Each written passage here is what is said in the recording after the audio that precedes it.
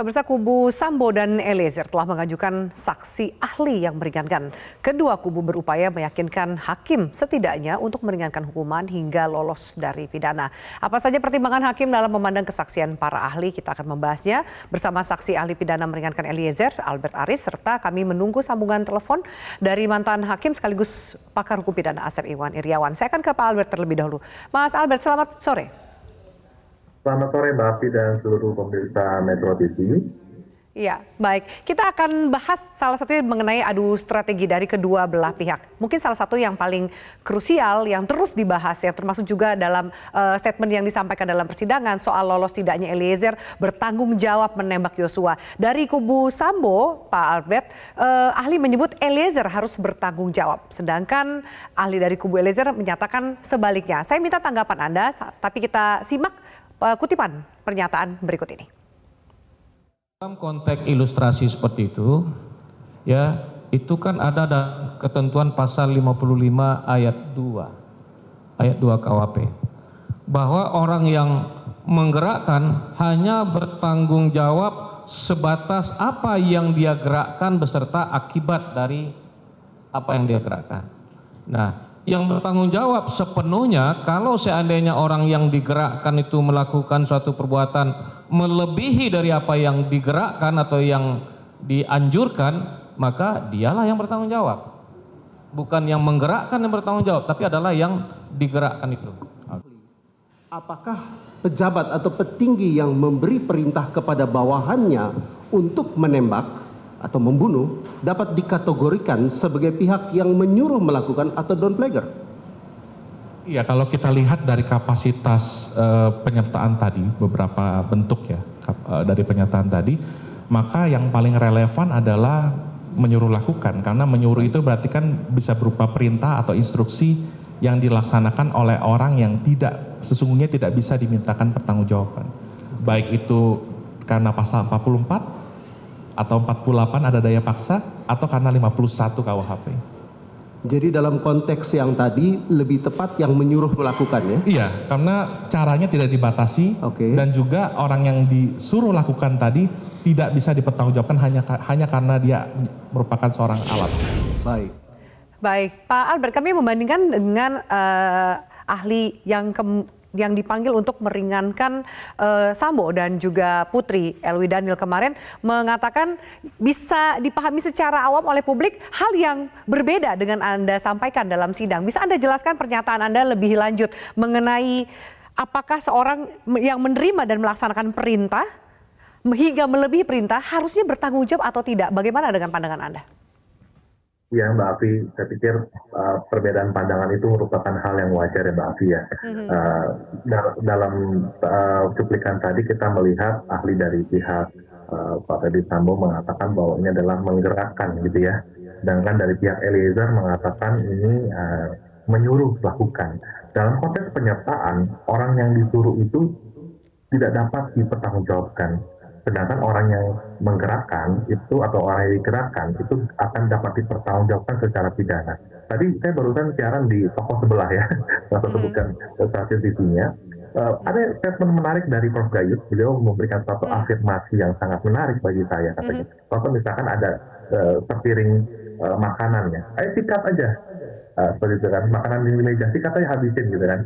Nah, kata sikat itu sebenarnya mau menggambarkan apa? Sikat pakai sikat kah atau betul-betul menghabiskan makanannya? Nah, ini kan akan dilihat nanti dari fakta-fakta yang terungkap di persidangan yang menjadi dasar bagi hakim untuk mencari dan menemukan kebenaran material dalam perkara ini. Tapi begini Mbak Afi, mau menyuruh lakukan atau menggerakkan, nanti silakan hakim menilai sendiri. Apakah instruksi atau perintah tersebut termasuk dalam kategori menyuruh lakukan atau sekedar menggerakkan saja? Ini kan yang ditanya pasti kan seputar kata hajar, betul ya Mbak Afi ya? Hajar atau tembak kurang gitu seperti yang tadi, karena saya bisa ngomong ini karena itu sudah ramai diberitakan kan. Karena kalau dalam konteks ahli saya nggak bisa masuk dalam fakta, tapi kalau dalam konteks media saya pikir itu sudah menjadi notor fact yang sudah diberitakan di mana-mana. Hanya itu saja yang saya pikir. Nah, jadi nanti kita kembalikan pada hakim untuk menilai mana fakta yang dapat menjadi suatu bukti untuk hakim mencapai keyakinannya bahwa ada peristiwa pidana di sini dan siapa yang sebenarnya dapat dimintakan pertanggungjawaban. Demikian Mbak Afi. Tadi juga ada yang menarik dalam sidang, Anda menjelaskan ada keadaan terpaksa penerima perintah. Bisa Anda jelaskan seperti apa itu? Karena juga dari pihak Sambo dan juga Putri Chandrawati mengatakan bahwa ya yang mengeksekusi, yang menembak adalah Eliezer, sehingga tidak mungkin Eliezer tidak ikut bertanggung jawab. Tentu hal yang berbeda disampaikan oleh pihak kuasa hukum Eliezer. Bagaimana Anda menjelaskan ini? Soal terpaksa menerima perintah atau bahkan melaksanakan melebihi perintah? Ya, jadi begini Mbak Afi, kalau bicara tentang konstruksi dari Don Pleasant, orang yang menyuruh lakukan, dari semua literatur yang saya punya, buku-buku hukum pidana yang saya punya, orang yang disuruh itu adalah orang yang tidak dapat dipertanggungjawabkan. Tidak dapat dipertanggungjawabkan ini berarti mengacu pada pasal 44 sampai pasal 51. Nanti tinggal dilihat mana yang paling relevan. Tadi Mbak Afi menanyakan daya paksa. Daya paksa ini sebenarnya berbeda Mbak Afi dengan konteks keterpaksaan pada saat seorang menerima perintah. Kebetulan saya ada bukunya ini. Terlihat ya, tapi sayang tidak bisa terlihat karena Anda menggunakan green screen sehingga tidak bisa terbaca. Nah, seperti itu posisinya bisa terlihat. Ya. Ya, buku Chamberlain mengatakan bahwa ini bukunya udah lama banget dan seringkali jadi referensi. Ini hanya salah satu saja ya. Orang yang menerima perintah jabatan yang diberikan oleh seorang pejabat yang berwenang yang memiliki otoritas tertentu, itu seringkali berada dalam konflik, Mbak Afi. Ya. Karena dia diperhadapkan pada di satu sisi dia nggak boleh melakukan suatu perbuatan yang bersifat melawan hukum, sekaligus menghindari kemungkinan bisa dipidana kalau melakukan suatu perbuatan melawan hukum tadi. Di satu sisi ada perintah jabatan dari seorang yang memiliki otoritas untuk dia melakukan perintah yang isinya itu adalah perbuatan melawan hukum. Ya. Nah, ketika dalam konflik tersebut dan pada akhirnya si penerima perintah ini melaksanakan perintah tersebut, sesungguhnya dia bukan dalam keadaan baik-baik saja. Dia dalam keadaan yang terpaksa. Nah, Profesor Van Bemmelen mengatakan itu dalam bukunya, dalam buku pidana yang sudah tua ini ya, yang harusnya bisa menjadi salah satu referensi juga dalam memaknai pasal 51. Dan mungkin Pak Asep mungkin sebentar lagi akan bergabung. Pak Asep seringkali mengungkapkan ada gium kan, it danum dat kui bidare pero dula culpa es, kui parere necessitas. Ini adalah peribahasa Latin yang menjadi dasar pembentukan dan perumusan pasal 51, Mbak Afi. Ya. Artinya apa? Artinya adalah pertanggungjawaban tidak akan diminta terhadap mereka yang patuh melaksanakan perintah, melainkan kepada mereka yang memberikan perintah tersebut, Mbak Afi. Demikian, Mbak Afi. Tadi Anda sudah menggunakan membahas soal konflik. Juga disampaikan ada dua konflik yang saling beresiko. Apakah itu Anda melihat ada di situasi Eliezer? Bagaimana, apa yang harus dilakukan ketika terjadi dilema atau dua konflik yang saling beresiko? Tidak melaksanakan beresiko, melaksanakan juga beresiko. Yang mana yang sebenarnya harus menjadi pertimbangan?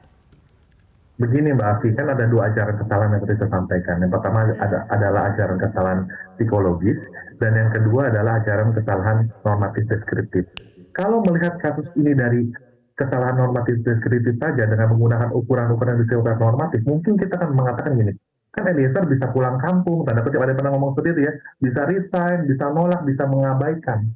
Tapi kita lupa, kita nggak pernah lihat bagaimana sikap batinnya.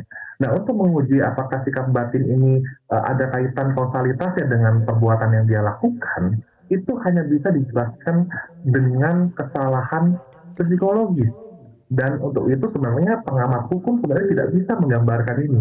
Hanya orang-orang yang memiliki keahlian khusus, misalkan psikiater, psikolog forensik, psikolog klinis, yang bisa menggambarkan bagaimana kondisi dari penerima perintah ketika dia menerima perintah jabatan itu sesungguhnya situasi batinnya seperti apa. Nah, ini yang harus dijelaskan bukan oleh ahli hukum, Mbak Afi, melainkan oleh misalkan psikolog atau bidang-bidang pendukung lainnya, Mbak Afi. Demikian. Iya. Baik, lalu ada dua azas yang Anda jelaskan juga tadi dalam persidangan, azas proporsionalitas dan juga azas subsidiaritas. Itu pembahasan atau penjelasan yang lebih membumi supaya bisa dimengerti oleh masyarakat itu seperti apa yang kemudian menjadi pegangan yang harus dilihat azas itu? Ya, jadi kalau bicara proporsionalitas itu kan bicara bagaimana sih keadaan pada waktu perintah itu diberikan, ya kan? Terus bicara bagaimana cara melaksanakan perintah tersebut. Misalnya membunuhnya dengan, maaf ya, membunuh itu perbuatan melawan hukum berarti ya, membunuhnya dengan cara dicincang atau memutilasi seperti yang sadisme dan sebagainya. Nah, hal seperti itu nggak proporsional, Mbak Afi. Sesederhana itu penjelasannya. Ya. Oke.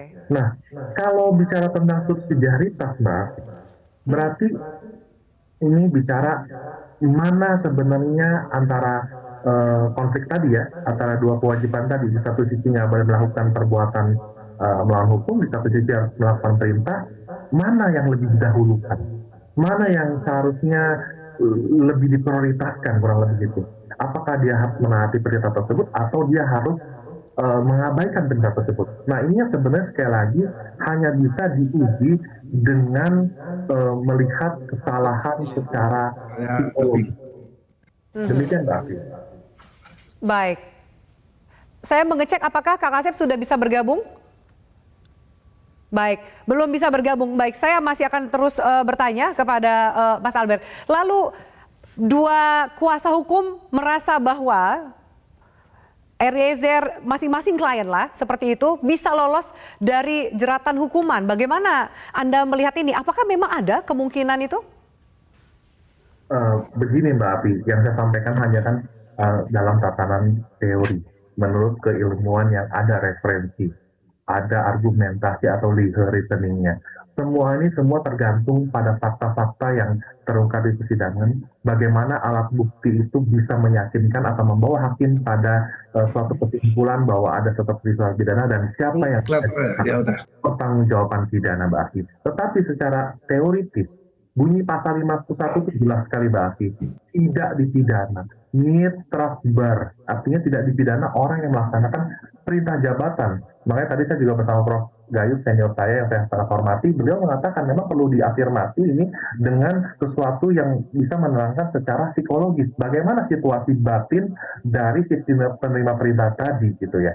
Nah, pasal 51 ini adalah sebagai alasan pembenar yang menghapus elemen melawan hukum dari perbuatan yang melawan hukum tersebut.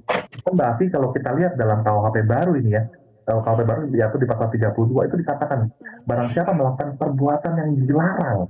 Nah, tadi mungkin saya belum sempat menjelaskan juga pejabat yang berwenang di sini adalah konteksnya bukan soal job desk-nya apa loh Mbak Afi, tetapi berbicara is talking about authority.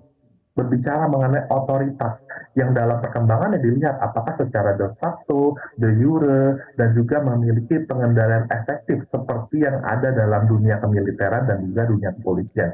Ini bunyi salah satu putusan Mahkamah Agung di tahun 2007 silam. Demikian, Mbak. Baik.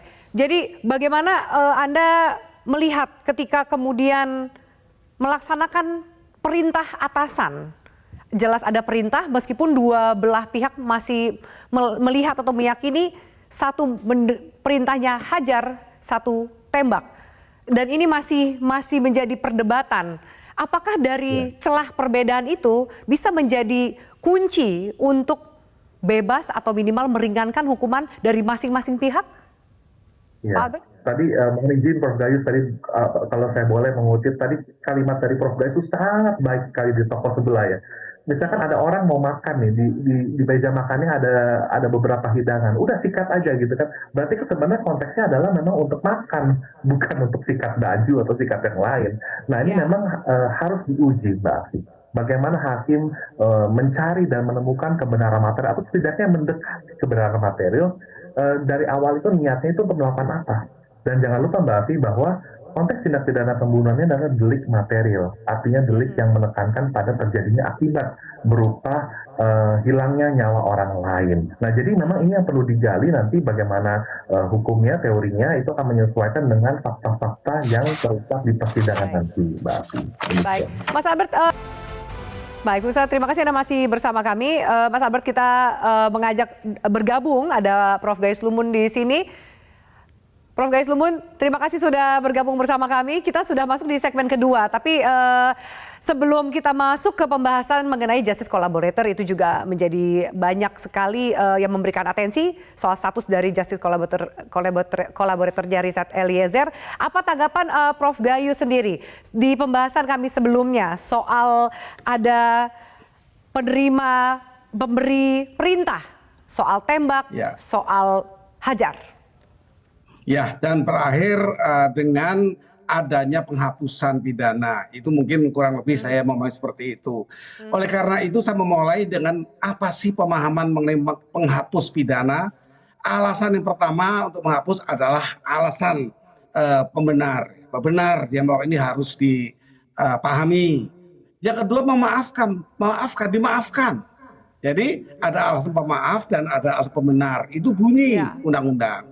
Yang dimaafkan itu kalau dia di bawah akal sehat, ya memang dia terganggu, di bawah umur, itu dimaafkan lah kalau orang maafkan. Tapi kalau mengatakan penghapusan karena dibenarkan atau membenar, ini hati-hati. Pembenar ini ibaratnya kalau orang dilarang merusak barang, tapi ketika ada kebakaran, asap atau mobil yang terkunci, dipecahkan, dirusak, itu dipahami bahwa itu ya tidak usah dipidana. Tapi ini berbeda. Ini perintah. Tadi saya katakan mau hajar atau mau tembak itu sama saja. Itu tergantung pemahaman komunitas. Kalau di keluarga kita bilang hajar, ada makanan makan untuk segera dimakan. Tetapi ingat, yang dimakan itu apa? Yang boleh dimakan apa tidak? Nah, yang boleh tembak itu siapa? Ini perlu pemahaman yang seimbang. Konteks hajar dalam dunia kepolisian Eliezer atau militer diperintah juga untuk bisa hajar. artinya mengeksekusi, bukan begitu, Prof. Gayus? Begini, kalau dihajar berarti tembak. Memang suasana di komunitas polisi mungkin begitu. Tapi yang ditembak tuh jabatan apa, perintah jabatan apa? Ini jabatan polisi keduanya. Dua pelaku utama, saya sebut pelaku utama, yang satu menyuruh, yang satu melaksanakan algojo. Ini bukan wayang, ini bukan benda, dengan dibaca benda. Eliezer bukan benda, orang yang diperintah, bukan benda yang dilakonkan seperti wayang itu, bukan. Ini orang yang bisa berpikir, orang yang bisa memisah, memilah. Yang tembak ini mesti penjahat karena dia anggota polisi, yang perintah polisi. Polisi hutan juga sama, polisi hutan itu menjaga hutan. Binatang saja boleh, buas yang boleh tembak. Ini orang lewat oleh komandan polisi hutan tembak, ya tidak boleh. Dia mesti mengukur dengan logika. Nah, ini ada dan ini malah diatur di Perkap itu melawan perintah yang bertentangan dengan asas atau norma hukum, agama, dan perilaku atau kesusilaan. Ada yang menolak kok, salah satu kelompok ini menolak bisa. Nah, ini bagian dari kita perlu secara fairness kita mengukur. Berarti Anda melihat bahwa masing-masing yang Eliezer benar-benar. tidak semudah itu lolos dari hukuman, harus juga ikut bertanggung jawab, Prof. Gayus. Oh, ini kalau diberikan bonus untuk dikurangi saja, bagi saya itu karena dia menjabat sebagai justice collaborator, itu bonusnya. Kalau tanggung jawab hukumnya sama, pasal 55 kan mengenal itu, menjelaskan itu, yang melakukan, kemudian baru yang menyuruh, baru yang ikut serta. Ini seharusnya jelas semua pihak tahu. Oke, saya minta sedikit tanggapan dari Mas Albert. Silakan ditanggapi tadi statement dari Prof. Gayus. Ya, terima kasih Mbak Afi, terima kasih Prof. Gayus. Yang tadi Prof. Gayus sampaikan mengenai peraturan Kapolri itu adalah dalam konteks etika yang berlaku di lingkungan organisasi tertentu atau profesi tertentu yang bersifat internal dari organisasi tersebut. Nah, kalau kita bicara dari pasal 44 sampai 51, ini adalah bab di 3 KUHP yang menghapuskan, mengurangi, atau memberatkan pidana. Nah, konteks apakah itu menjadi alasan pembenar dan alasan pemaaf, itu saya pikir sudah jelas dan clear ya. Kalau 51 itu adalah perintah yang diberikan oleh orang yang memiliki wewenang atau otoritas, sedangkan yang 51 ayat 2 orangnya tidak memiliki otoritas. Nah, saya sudah menerangkan juga tadi bahwa tidak cukup melihat ini dari ajaran kesalahan normatif. Ajaran kesalahan normatif itu adalah ketika kita melihat seorang bawahan ya, dalam hal ini ketika dia menerima perintah jabatan, apakah dia bisa menghindar, bisa menolak, bisa mengabaikan. Itu kita hanya melihatnya dari ukuran-ukuran yang bersifat normatif belaka. Tetapi dalam perkembangannya ilmu hukum pidana itu juga memperhitungkan sikap batin dan keseimbangannya dengan perbuatan, sehingga saya setuju sekali dengan apa yang disampaikan Prof. Gayus dalam tayangan yang sebelumnya adalah ketika melihat kasus ini kita juga harus melihat sisi psikologis, sikap batin, apakah betul ada mens rea dari sistem yang perintah ketika dia berada dalam keadaan terpaksa yang bukan pasal 48 ya, tapi karena dia menerima perintah jabatan dari seorang yang memiliki otoritas untuk melakukan atau tidak melakukan perintah tersebut. Nah, hal ini yang sebenarnya membutuhkan bantuan dari ahli-ahli yang bisa menerangkan tentang kejiwaan dari penerima perintah. Demikian Mbak Afi dan Prof. Terima kasih. Oke, baik, baik. Saya Bapak-bapak menambah, kita, saya menambah sedikit analisis perbuatan. Yang Ya. disuruh disebut saja menembak lah, disuruh menembak itu hanya tembak, bukan tembak mati, bisa tembak kaki, sudah komandan sudah tembak. Kalau itu alasan dari kejiwaan, tembak ke atas sudah saya tembak peringatan. Tapi ini tembak 4 kali di dada. Ini mengusik pikiran saya demi keadilan bersama ya, supaya kita semua orang-orang berlatar belakang hukum ini punya tanggung jawab. Ditembak tuh 4 kali. Tidak disuruh tembak mati, makan ya, tapi bukan untuk dihabiskan, makan sekedarnya. Itu semua kan ibarat-ibarat yang bisa dipahami dengan logis. Gitu. oke, baik. Salah satu juga tadi yang diangkat. Ya, silakan. Anda mau menanggapi lagi, Mas Albert? Ya, begini Mbak Afi, mohon izin Prof. kalau berbeda pendapat. Ya. Tapi kalau kita lihat dari dakwaan, ini kan adalah pasal 340, subsidiar 338. Ya. 340 itu adalah pembunuhan berencana atau premeditated murder. Ya. Sedangkan 338 itu adalah pembunuhan biasa ya, atau duslah. Nah, kalau baik 340 maupun 338, sepengetahuan saya itu adalah delik yang bersifat material. Artinya bukan soal berapa kali tembaknya, tapi sepanjang kematian itu sudah terjadi, maka akibat yang dikehendaki oleh si pelaku, baik mereka yang menyuruh lakukan atau mereka yang menggerakkan, itu sudah terjadi apa adanya. Mungkin itu yang perlu diketahui. Ya, juga. tapi hakim kan masih lengkap ya, hakim itu lengkap, material maupun formil itu harus lengkap. Ya, Terima kasih, artinya Prof. Heri. ya perintahnya bukan tembak mati.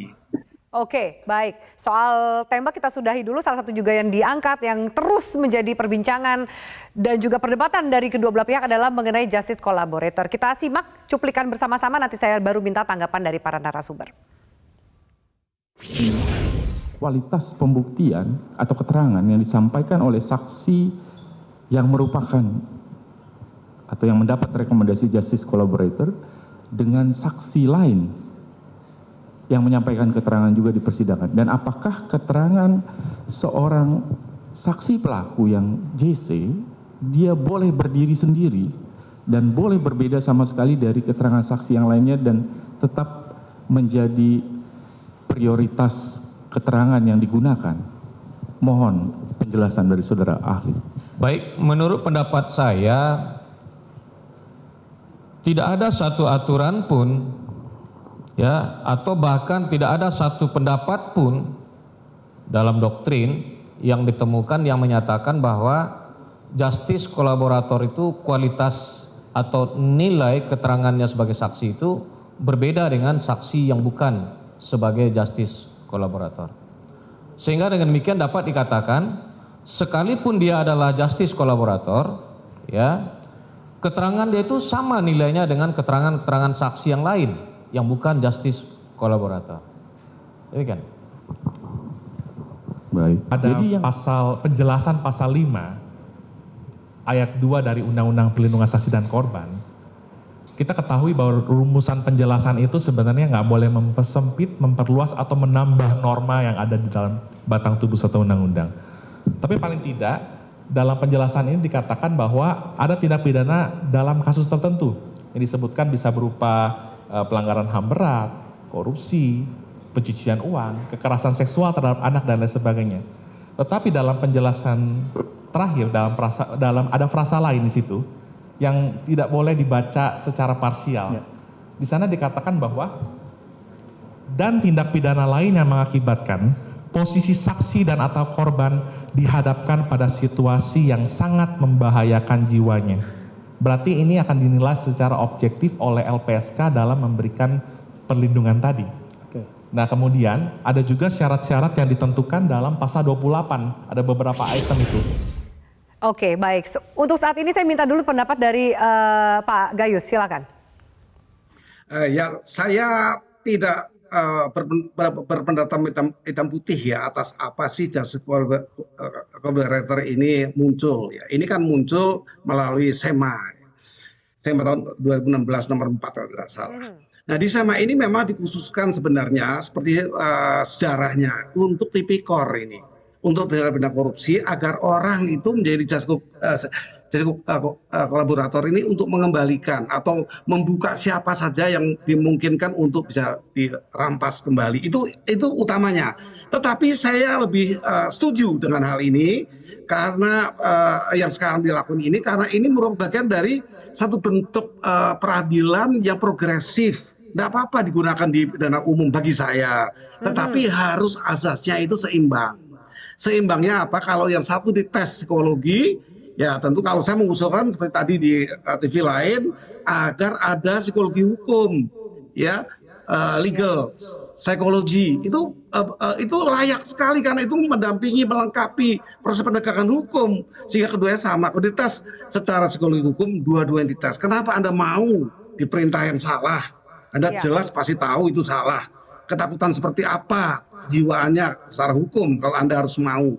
Sebaliknya yang pemerintah yang juga salah, yang pemerintah jangan untuk hal yang salah diperiksa kejiwaannya menurut psikologi hukum sehingga ketemu dia karena dia memuncak panasnya tidak tahan mendengar istrinya diperlakukan secara seksual, kekerasan seksual. Itu mungkin salah satunya. Sementara yang melakukan pelaksananya itu berdasarkan perintah yang tidak bisa hindari. Dua-duanya itu ada digambarkan di psikologi hukum. Baik.